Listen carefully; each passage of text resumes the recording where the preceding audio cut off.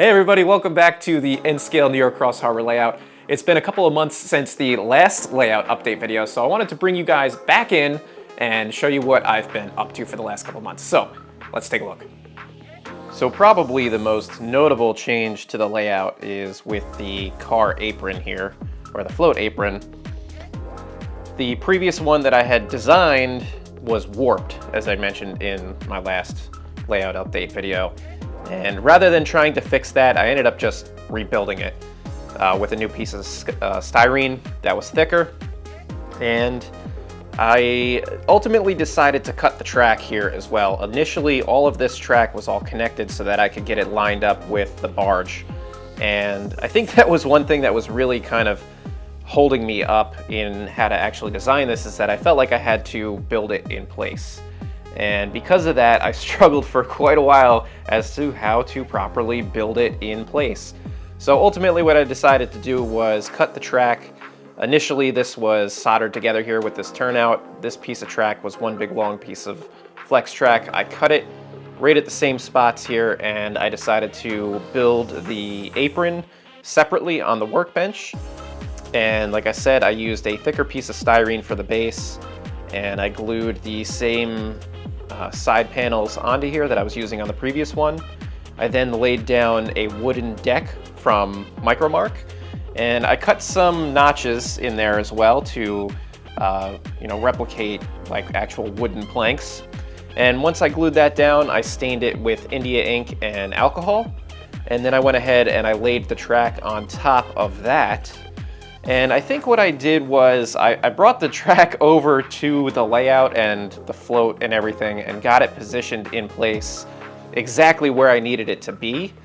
And then I glued it down here on the layout with everything kind of loosely connected so that it was all lined up properly. Once that was dry, I took it back over to the workbench and I started adding some of these other side wooden panels and some guardrail in the middle as well.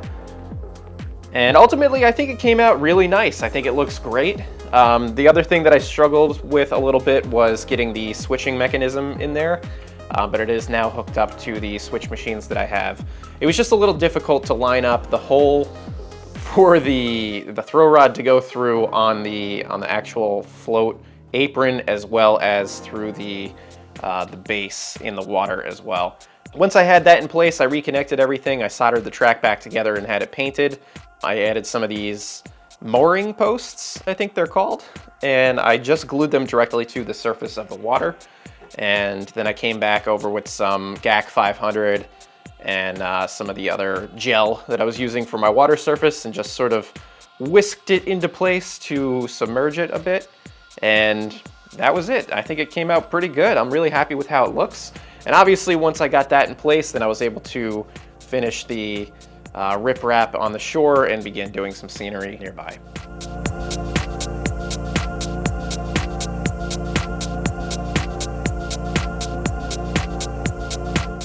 So once I got the float bridge in place, I was able to finish off some of the scenery around here. Added some more riprap to fill it in. I used some 2mm static grass throughout here, which, by the way, if you ever use 2mm static grass, I really recommend wearing a mask when you're doing it, because for me at least, that stuff just sort of got airborne and got into my mouth and my throat, and it was very unpleasant to breathe in, and then it just stuck to everything after that. So if you're going to use 2mm static grass, just be prepared for it to make an absolute mess. But it looks great. I also put 7mm grass on top, and I pinched in some other little pieces here and there.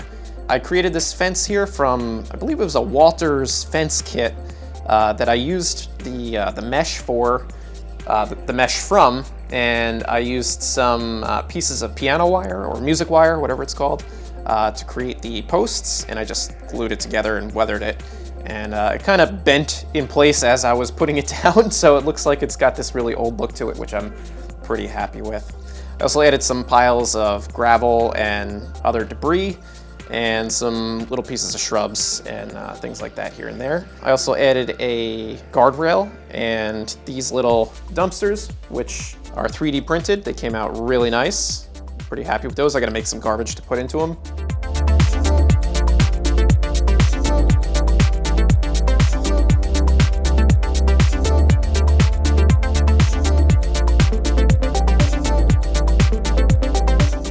Other than that, I mean, some of the scenery material that you see back further here is just a base coat. I wasn't really doing anything special or specific here. It was really just to kind of cover the foam. I'm thinking I'm probably gonna put in a backdrop here, and then I'll just add some more scenery and some other elements in there, but I gotta get the backdrop in first.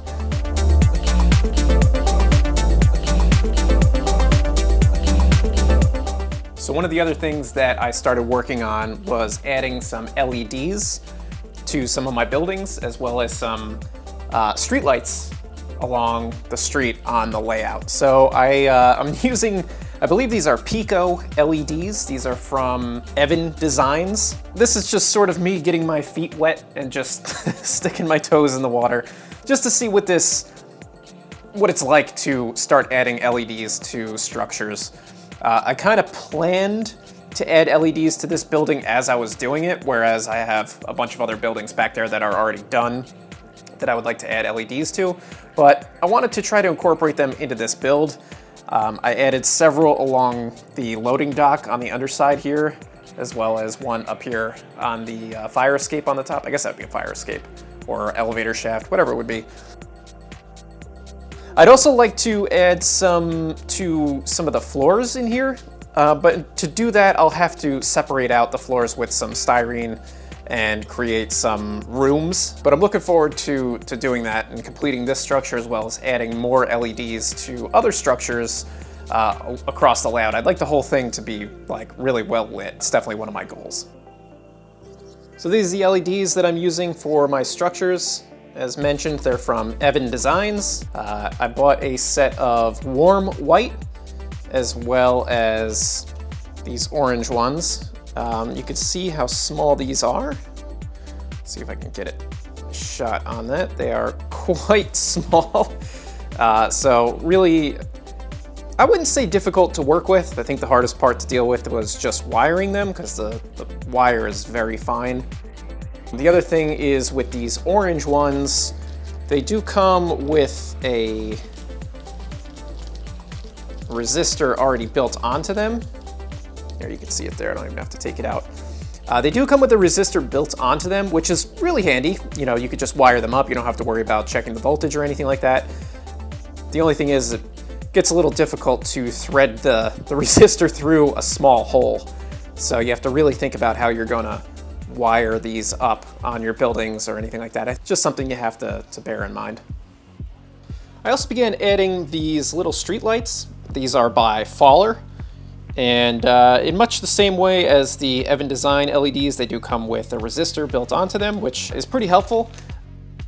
I forgot to mention that the Apron Designs lights, you can buy I believe it's a 5-volt AC adapter, and that can handle up to 50 LEDs. And what I found is, not only does it work with the LEDs from Apron Designs, but it also works with these little streetlights from Faller. These were pretty easy to wire up. Basically wiring them the same way that you would wire up the rest of your layout. I set up a dedicated bus for the 5-volt power system, and I used a totally different color wire. I think I used purple and blue. And I ran just a whole bus through the whole layout, and I'm just connecting them to the power drops using the Wago connectors throughout, and it's just been a piece of cake.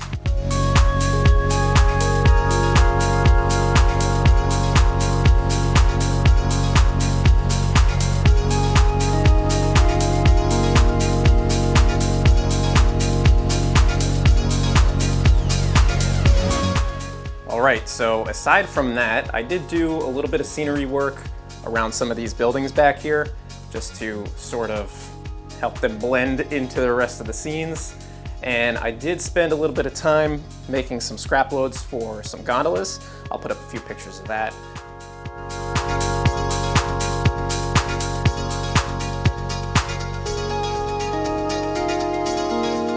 I did also paint another NW2 into number 59.